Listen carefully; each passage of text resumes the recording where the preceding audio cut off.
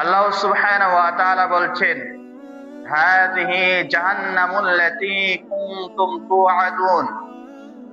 আল্লাহ বলছেন, এই সেই জাহান্নাম যার ব্যাপারে তোমাদেরকে সাবধান ও সতর্ক করা হয়েছিল। দেখুন, আল্লাহ সুবহানাহু ওয়া তাআলা আমাদেরকে যে কোরআন দিয়েছেন, এই কোরআনের মধ্যে জাহান্নামের কথা অসংখ্যবার বলেছেন। যেখানে আল্লাহ সুবহানাহু ওয়া তাআলা জান্নাতের সুখ শান্তি সম্পর্কে বলেছেন, সেইখানে তার পাশাপাশি জাহান্নামের ভয়াবহতা সম্পর্কে বলেছেন। আল্লাহ সুবহানাহু ওয়া তাআলা মানুষকে আগ্রহী করার জন্য মানুষকে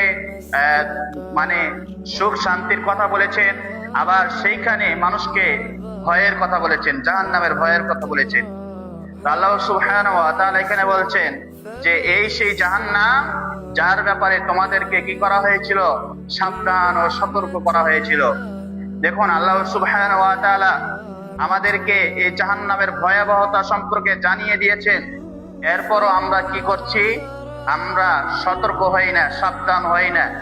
যেমন ধরুন, আমি আজকে জাহান্নাম সম্পর্কে বয়ান করছি, আমি আজকে জাহান্নাম সম্পর্কে আলোচনা করছি। এই আলোচনা শোনার পরে যদি আমি আপনি জাহান্নামের ভয় করে, জাহান্নামকে ভয় করে, জাহান্নামের ভয় জানার পরে তাকে ভয় করে যদি আমি আপনি পরিবর্তন না হয়, তাহলে সেই দিন আমাকে আপনাকে ধরা খেতে হবে।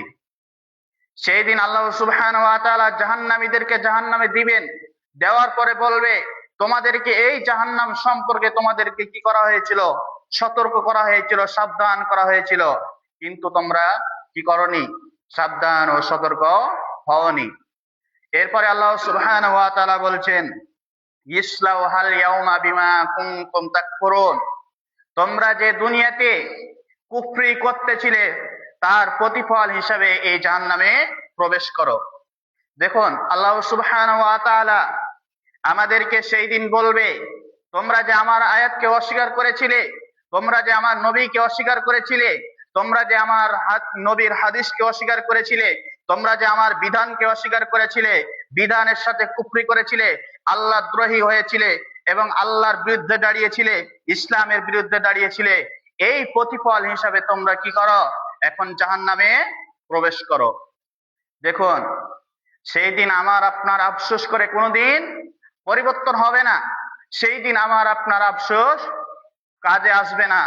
কারণ আল্লাহ সুবহানাহু ওয়া তাআলা দুনিয়ার মানুষকে কি করেছেন, সতর্ক করেছেন, যাতে কি হয়, দুনিয়ার মানুষ এই জাহান্নামের ভয় করে, এই জাহান্নামকে ভয় করে, এই জাহান্নামের ভয়ের কারণে মানুষ কি হয়ে যায়, আমার পথে চলে আসে, মুত্তাকি হয়ে যায়, পরেজগার হয়ে যায়, মুমিন মুত্তাকি হয়ে যায়।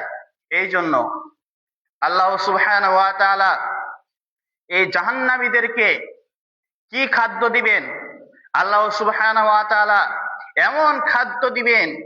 আল্লাহ সুবহানাহু ওয়া তাআলা বলছেন, ইন্নাশ শাজারাতা যাক্কুম। যাক্কুম গাছ হবে পাপীদের খাদ্য।